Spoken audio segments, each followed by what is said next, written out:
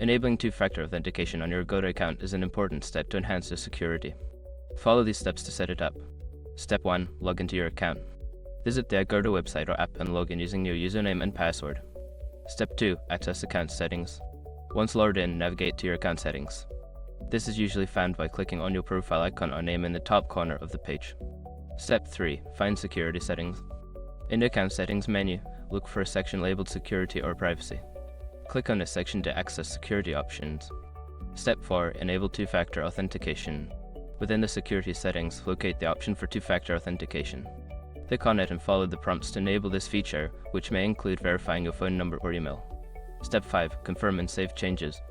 After enabling two-factor authentication, make sure to save your changes. You may receive a confirmation message or code to verify that the setup was successful.